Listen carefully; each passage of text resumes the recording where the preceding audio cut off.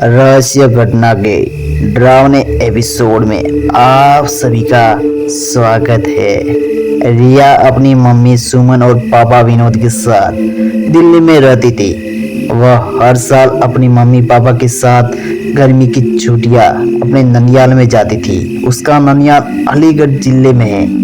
एक बार की बात है कि रिया के स्कूल की छुट्टियां पड़ चुकी थी। रिया और सुमन ननियाल जाने के लिए तैयार थे। विनोद को ऑफिस से काफी काम होने की वजह से शाम को छुट्टी मिल पाई। दिन पूरा ढल चुका था। सुमन ने कहा, अब रहने दो, अब जाने का समय नहीं है। सुबह होते ही हम अलीगढ़ के लिए निकल जाएंगे। इस पर विनोद ने कहा, हमारे पास खुद की कार है। दिन ढल गया है तो क्या हुआ, हम कौन सा वाहन बदलना है। रिया भी जिद करने लगी, मम्मा अभी चलो ना, मुझे अभी नानी के घर जाना है। रिया और विनोद के बहुत जिद करने के बाद सुमन जाने के लिए तैयार हो गई, लेकिन अंदर की अंदर ना जाने क्यों उनका मन घबरा रहा था। अब रात हो चुकी थी और इन लोगों की गाड़ी सड़क पर चले जा रही थी। रात की वजह से सड़क पर वाहनों का आना जाना कम हो गया। विनोद कार चला रहा था। सुमन और रिया पीछे की सीट पर बैठे थे। जिस गांव में उन्हें जाना था वह गांव अलीगढ़ से करीबन 20 किलोमीटर आगे था। वह अलीगढ़ पहुंच चुके थे। आगे का रास्ता कच्चा और सुनसान था। वह कोई आता जाता भी नहीं दिखाई दे रहा था। गाड़ी अब कच्चे रास्ते पर चली जा रही थी। थोड़ी दूर चलने पर गाड़ी अचानक से रुक गई। रिया ने पापा से कहा, पापा क्या हुआ, गाड़ी कैसे बंद हो गई। विनोद ने कहा, पता नहीं बेटा, उतर कर देखता हूँ। सुमन ने कहा, जल्दी देखिए और यहाँ से चलिए, ये कितना सुनसान रास्ता है, मुझे कुछ ठीक नहीं लग रहा। कार से उतरकर विनोद ने गाड़ी के बोनट को खोलकर देखा, लेकिन गाड़ी में कहीं कोई कमी नहीं थी। वह कार के अंदर आकर फिर से बैठ जाता है और कुछ सोचने लगता है। तभी सुमन ने कहा, क्या हुआ, चलिए ना। विनोद अभी भी कुछ सोच रहा था। फिर सुमन ने रिया के पापा के कंधे को पकड़कर जोर से हिलाया और कहा, सुमन क्या हुआ, क्या सोचने लगे, मैं कह रही हूँ चलिए यहाँ से, मुझे बहुत अजीब सा महसूस हो रहा है। एक तो सुनसान रास्ता और ऊपर से रात, जल्दी चलिए। तब विनोद ने सुमन से कहा, विनोद मैं सोच रहा हूँ कि गाड़ी को कोई खराबी नहीं है, फिर भी गाड़ी क्यों रुक गई। सुमन देखिए, क्या पता गाड़ी स्टार्ट हो जाए। तब विनोद ने गाड़ी स्टार्ट करने के लिए चाबी घुमाई और गाड़ी स्टार्ट हो गई। अब कार दोबारा उस रात के अंधेरे को चीरती हुई आगे बढ़ती थी। अभी थोड़ी दूर कार चली थी कि रिया चिल्लाने लगी, मम्मी मम्मी। रिया की चिल्लाने की आवाज सुनकर एकदम से विनोद ने कार को रोका और दोनों मम्मी पापा ने रिया से पूछे, क्या हुआ बेटा, क्यों चीखी हो। इस पर रिया ने अपनी पापा से कहा, मम्मी पापा मुझे लगा कि जैसे हमारी कार के नीचे एक आदमी और औरत आ गए। विनोद ने अपनी बेटी को समझाते हुए कहा, नहीं बेटा, ऐसा कुछ नहीं है। अगर कोई औरत और आदमी हमारी कार के नीचे आ जाते तो हमें भी तो पता चलता ना, और वैसे भी रात बहुत हो चुकी है। मुझे नहीं लगता कि ऐसे इस रास्ते पर हमारे अलावा और कोई होगा। रिया की आंखें डर से फटी हुई थी और वह अपने पापा से कह रही थी, नहीं पापा, ट्रस्ट मी, मैंने देखा है उन आदमी और औरत को।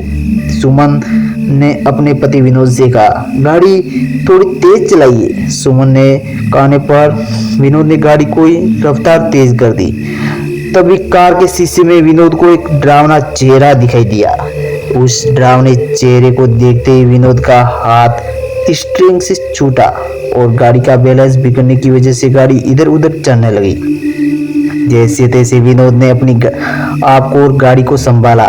तभी सामने एक औरत आदमी दिखाई दिए जो गाड़ी रोकने का इशारा कर रहे थे, लेकिन विनोद ने गाड़ी नहीं रोकी बल्कि गाड़ी की रफ्तार और तेज कर दी, क्योंकि अभी तक वो रिया की बात पर विश्वास नहीं कर रहे थे। और अचानक से उन दोनों आदमी और औरत को इसे कार के सामने आना और लिफ्ट मांगना सुमन और विनोद को डर से पट देने के लिए काफी था। विनोद तो पसीने से लथपथ होकर गाड़ी को अंधाधुंध रफ्तार में भगाया जा रहा था। तभी ये कहा औरत और आदमी जिनको विनोद ने पीछे छोड़ा था, फिर वो दोनों उनकी कार के सामने खड़े हो जाते और गाड़ी को रोकने का इशारा कर रहे थे। तब उन तीनों की जानें मुंह हो गई। अचानक सुमन का फोन बजा और कॉल रिसीव किया। हेलो कौन? दूसरी तरफ से सुमन का भाई अजय बोल रहा था। हेलो दीदी, कैसी हो आप? सुमन ने कॉल पर अपने भाई अजय से कहा, भैया कुछ ठीक नहीं है, इस रास्ते पर बहुत गड़बड़ है। और सुमन ने उन दोनों आदमी और औरत के बारे में कॉल पर बताया। तब अजय ने कहा, दीदी आप चिंता मत करो, मैं अभी आता हूँ। और 10-15 मिनट बाद ही अजय वहाँ रास्ते पर खड़ा था। विनोद ने गाड़ी रोकी और अजय से कहा। विनोद बोलता है, अच्छा हुआ अजय तुम आ गए, पता नहीं क्या हो रहा था हमारे साथ, कुछ भी समझ में नहीं आ रहा था। अजय ने विनोद से कहा, कोई बात नहीं जीजाजी, मैं आ गया हूँ ना, अब आपको कोई प्रॉब्लम नहीं होगी।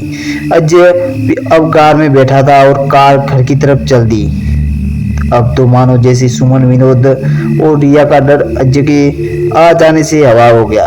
अब सब लोग घर पहुंच चुके थे। अजय ने विनोद से कहा, लाइए जीजाजी कार की चाबी मुझे दीजिए, मैं कार पार्क करके आता हूँ, आप अंदर जाइए।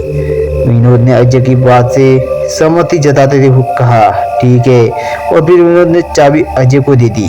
जैसे रिया और उसकी मम्मी पापा विनोद सुमन के घर में एंटर किया, तीनों चौंक पड़े। घर में सब लोग रो रहे थे और सामने किसी की लाश पड़ी थी। यह देखकर सुमन और विनोद दंग रह गए कि क्या हुआ घर में, और हमें अजय ने कुछ भी नहीं बताया। सुमन को देखकर सुमन की मां ने बहुत रोते हुए सुमन से कहा, बेटा तेरा भाई अजय अब इस दुनिया में नहीं रहा। इतना सुनते ही सुमन, विनोद और रिया के पैरों की तले जमीन खिसक गई। सुमन को विश्वास ही नहीं हो रहा था कि क्योंकि जो भाई घर के बाहर उसके साथ आया, घर में उसकी लाश पड़ी थी। यह देखने के लिए कहीं मेरा वहम तो नहीं। सुमन ने अजय के चेहरे पर कफन हटाया। हाँ ये सच था, सामने तो लाश पड़ी थी। यह सुमन के भाई अजय की थी। सुमन के पिता ने बताया कि रात के 9 बजे अजय अपनी बाइक से घर आ रहा था। तभी उसी बाइक को एक ट्रक ने जोरदार से टक्कर मार दी, जिससे उसके सर में गहरी चोट आई और मौके पर ही अजय की मौत हो गई। अगर अजय मर चुका था तो बाहर वह कौन था? दोस्तों कभी ऐसा होता कि हमारे अपने हमसे दूर जाने के बाद भी किसी न किसी वजह से हमसे जुड़े रहते, जैसे घर के किसी सदस्य में मरने वाले का हद से ज्यादा प्रेम या बहुत सारी वजह हो सकती है। दोस्तों यह डरावनी कहानी यहीं पर खत्म होती है, लेकिन हम आपसे नेक्स्ट डरावनी कहानी रशिया घटना पर मिलते हैं। तब तक आप बने रहिए रशिया घटना के डरावने एपिसोड में।